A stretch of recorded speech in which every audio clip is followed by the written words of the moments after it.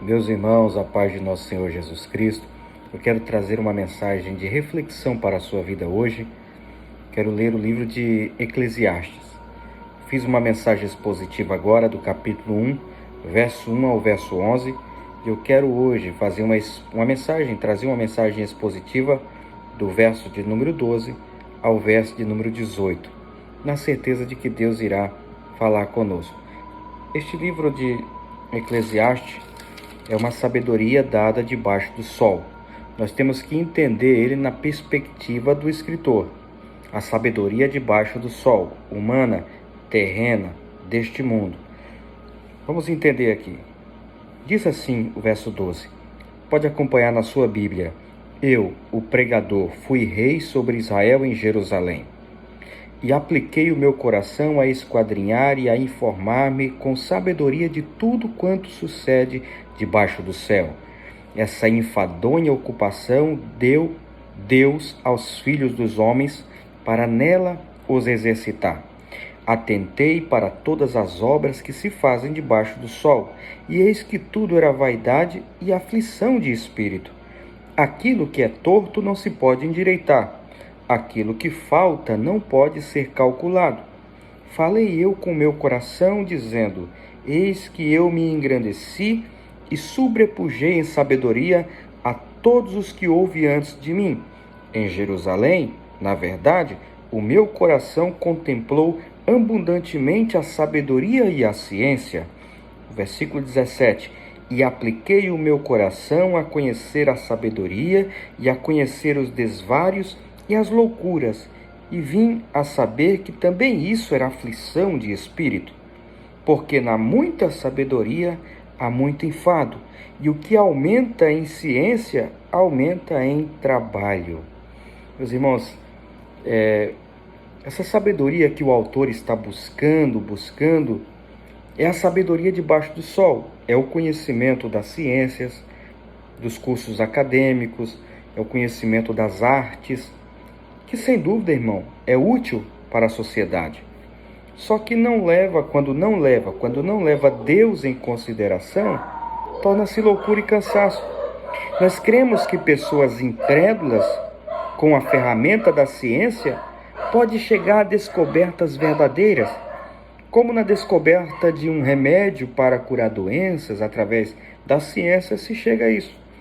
E nós chamamos isso de graça comum. Uma descoberta da ciência, um meio de transporte como o avião, é uma graça comum, derramada sobre todos. Deus derrama. Para o bom, para o mal, debaixo do sol, a graça comum. Tudo que é verdade, irmãos, é verdade de Deus. Agora, o autor de Eclesiastes, ele está buscando investigar a sabedoria debaixo do sol. A sabedoria que o homem adquire nessa vida. Se pode dar significado à vida humana. Ele está se perguntando, será se eu for mais sábio de acordo a esse mundo? Será que se eu conhecer mais a sabedoria debaixo do sol, minha vida vai ter mais sentido? Minha vida vai ter mais propósito? E Eclesiastes, no capítulo 1, versículo 13, ele diz: eu apliquei o meu coração a esquadrinhar e a informar-me com sabedoria de tudo quanto sucede debaixo do céu. Esta enfadonha ocupação deu Deus aos filhos dos homens, para nela os exercitar. Irmãos, ele chega à conclusão que enfrentou um fardo pesado.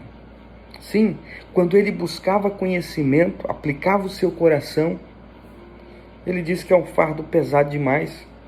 Quando esse conhecimento aqui, debaixo do sol, quando nós buscamos, o pregador chega à conclusão que é um fardo. Irmãos, essa vida em busca de propósito, todos vivem essa vida em busca de um significado. O pregador está dizendo que essa busca ela é pesada quando se tenta achar um propósito através da sabedoria e da ciência, como se fosse um fim em si mesmo. Isso é triste, é mal. E ele diz no versículo 14: eu atentei para todas as obras que se fazem debaixo do sol. E eis que tudo era como correr atrás do vento e aflição de espírito. Irmãos, aqui ele usa 3 palavras que percorrem todo o livro de Eclesiastes: debaixo do sol, correr atrás do vento, ou vaidade, e aflição de espírito. O pregador está dizendo: olha, eu vi tudo isso, eu analisei tudo isso, eu estudei, eu busquei todo o conhecimento que você possa imaginar que exista debaixo do sol. Mas a conclusão que eu cheguei, o diploma que eu tive de tudo isso é que tudo é vaidade, tudo é vapor, tudo é passageiro, tudo é efêmero. É uma busca sem fim, é como o rio tentando encher o mar e o mar nunca se enche. É impossível, não leva a lugar nenhum, ele está dizendo. Você não consegue, irmão, pegar o vapor. Você acha que vai conseguir dominar a sua vida através do conhecimento, através do saber, mas não consegue. Eu lembro que uma vez eu estava indo pregar em Caldas Novas, uma cidade do Goiás, perto de Goiânia, e eu vi uma placa bem grande, um outdoor, e os dizeres eram: a salvação através do conhecimento. Isso é uma ideia, é uma filosofia de pensamento. Muitas pessoas pensam assim. Eles leem tantos livros, não saem das bibliotecas, não que seja errado. Só que nós vamos entender o que o autor está dizendo. Eles buscam conhecimento, e agora com a cabeça cheia de tanta informação. Parece uma enciclopédia bíblica, eles falam bonito, têm conhecimento, mas dentro de si estão certo que falta algo mais. Que o conhecimento não é o fim em si mesmo para levar um sentido à vida. Um famoso biólogo, irmão, Richard Dawkins, ele estudou e chegou à conclusão que a existência humana não é boa nem é mal. Ele diz que é simplesmente um mesclado de dor e alegria. E por não haver propósito, ele diz que não há propósito no porquê da humanidade existir. Essa é a declaração de um homem mergulhado no conhecimento debaixo do sol. Ele esqueceu, ele buscou todo o conhecimento que poderia debaixo do sol, mas ele esqueceu que há um conhecimento além do sol. Ele tira Deus da equação, e quando nós tiramos Deus da equação, olha a declaração do pregador aqui em Eclesiastes. Ele inicia no versículo 15, falando um provérbio popular da época. Ele diz assim: aquilo que é torto não se pode endireitar, aquilo que falta não se pode calcular. Irmãos, ele diz aqui que a vida é um acumulado de coisas tortas, que nós gostaríamos muito de endireitar, só que não podemos. E o que é isso, Augusto? É doenças, são pandemias, são guerras, é fome, que nós, se pudéssemos, nós tirávamos isso com a mão, mas não podemos. É a corrupção, é a injustiça. Sempre tem coisas que nós gostaríamos de endireitar, de ver transformadas, só que está além da nossa capacidade. Nós queremos que nossos filhos fossem de um jeito, sim. Nós queremos que os nossos pais fossem de um jeito, nossas esposas, esposo, de uma forma. Só que, de repente, você vê que não pode endireitar. Nós gostaríamos que nosso emprego fosse de uma forma, família de um jeito, mas não podemos mudar a partir de nós mesmos. É por isso que ele está dizendo, debaixo do sol, o que é torto não se pode endireitar. O pregador está dizendo aqui no livro de Eclesiastes que a vida às vezes é como uma conta de matemática que não fecha. A gente consegue achar, tenta na busca, tentando achar o que está faltando, mas não consegue. Nós somos tremendamente organizados, ordenados, mas sempre fica faltando algo por desejar.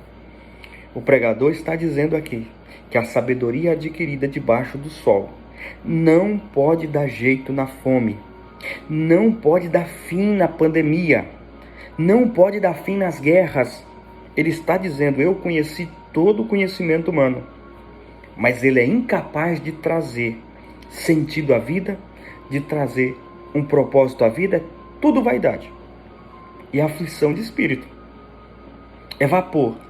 E ele diz no versículo 16: falei eu com meu coração, dizendo: eis que me engrandeci e sobrepujei em sabedoria a todos que houve antes de mim em Jerusalém. E o meu coração contemplou abundantemente a sabedoria e o conhecimento. Continuando, ele diz assim: e apliquei o meu coração a conhecer a sabedoria e a conhecer os devários e as loucuras. E vim a saber que também isto era aflição de espírito, porque na muita sabedoria há muito enfado, e o que aumenta em conhecimento aumenta em dor.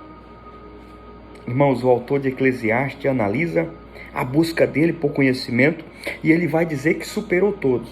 Ele conseguiu adquirir sabedoria, buscar muito conhecimento. Se fosse hoje em dia, nesse século nosso, ele iria dizer: eu tenho muitos seguidores no YouTube, ninguém tem mais seguidor do que eu. Eu ministrava nas melhores universidades desse país. Eu era convidado por todo esse planeta para dar aula. O povo me aplaudia, porque eu tinha conhecimento. Sim, na época de Salomão, as pessoas vinham de longínquas terras para ouvir ele, como a rainha de Sabá. E ele diz também no texto que ele ficou famoso, engrandeceu, porque o conhecimento faz isso. E depois de ter feito tudo isso, ele diz que foi como correr atrás do vento, irmão. Por quê? Porque esse conhecimento, meus irmãos, adquirido, essa sabedoria, ele diz que é correr atrás do vento. Ele diz que quanto maior conhecimento, mais desgosto vem, mais canseira vem, mais tristeza vem. Ele diz isso: quem aumenta em conhecimento, aumenta em dor. Está aqui, no final do versículo 18 do capítulo 1. Acompanha aí na sua Bíblia. Ele diz que não existe, algumas pessoas têm ideia equivocada, irmão, que diz que quanto maior a educação, o ser humano melhora. Dá significado à vida quando nós temos mais educação. De vez em quando nós assistimos reportagens mostrando como o diploma, a formação mudou a vida de determinada pessoa. Mas o pregador Salomão aqui, depois de adquirir o conhecimento, a sabedoria debaixo do sol, mais do que qualquer outro, formar em Harvard, se fosse hoje, na verdade ele seria maior do que Harvard, Salomão. Ele chegou à conclusão que quanto maior a sabedoria, mais sofrimento. Ah, Augusto, então quer dizer que eu não vou mais estudar, vamos todo mundo sair das escolas? Não é isso, meus irmãos. Lembra que ele está falando de uma perspectiva, de uma sabedoria que tira Deus da equação, tira Deus da história. Ele está falando de um aluno aprendiz que vai buscar conhecimento, entendeu? Sem ter uma base sólida em Deus. Ele vai se frustrar. Quando a sabedoria secular torna a sua Bíblia, a sua fé, você vai ter canseira, enfado, vai correr atrás do vento, sem sentido na sua vida. Irmãos, uma revista famosa disse que o sentido da vida é a procriação. O sentido da vida é a reprodução, eles dizem. E quem defende essa tese é um ateu, Richard Dawkins também.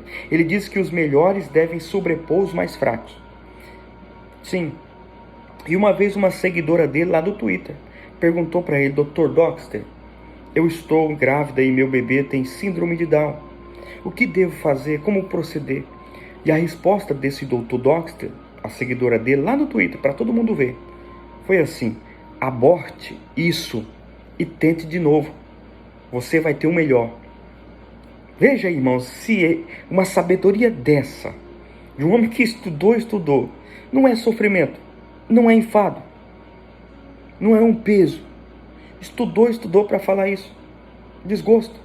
Essa é a resposta de quem tem conhecimento, tirando Deus da história. Para quem vive apenas debaixo do sol, com a visão do ateísmo, essa é a visão do ateísmo. Ele está sendo coerente com a visão dele, com a perspectiva debaixo do sol, tirando Deus da história. É isso que a sabedoria deste mundo vai produzir, irmão. E para esse biólogo, o sentido da vida é a seleção das espécies. Esse presta, esse presta, esse presta. Para Jesus, não. Ele escolheu os piores da época. Eles pensam em reproduzir pessoas mais fortes. Aleluia. E Jesus quer capacitar os fracos. Isso que ele chama. Esse é o conhecimento, irmão, debaixo do sol. Essa é a resposta deles.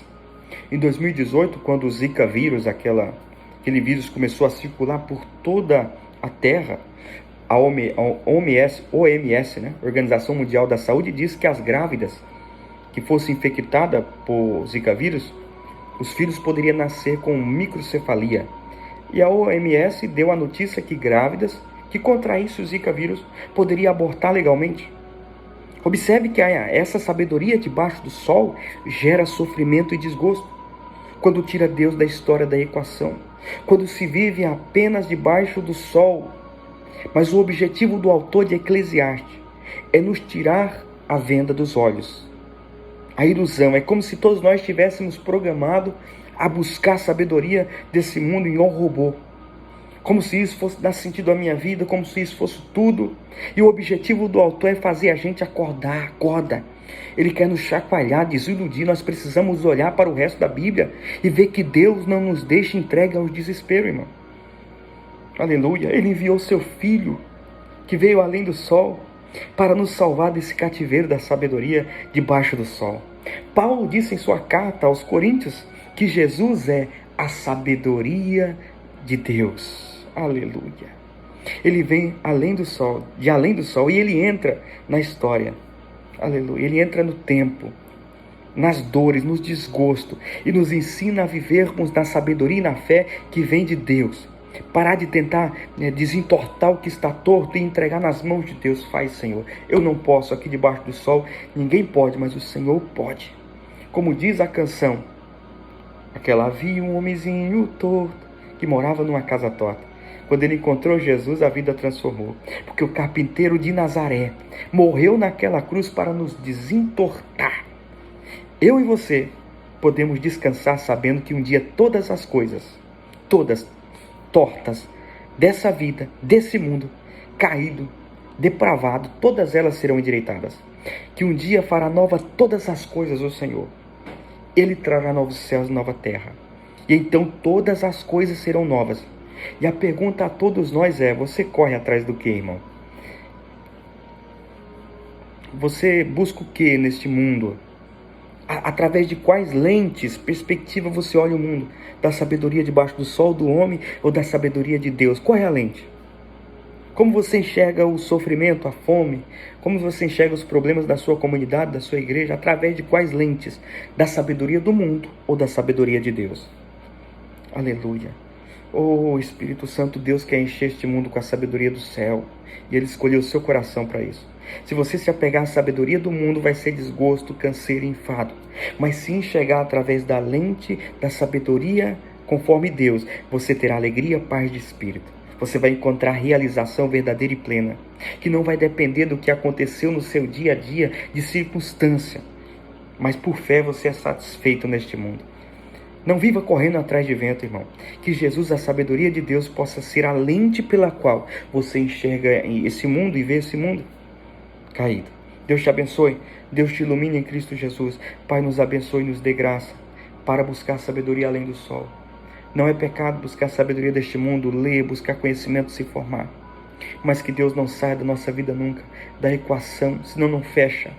Oh, Senhor, é a alegria plena, Senhor. Ilumina a nossa vida, a nossa casa. Que essa luz transborde sobre nós e derrama, Espírito Santo, sobre a casa e a vida de cada um. Em nome de Jesus. Amém. Deus te abençoe.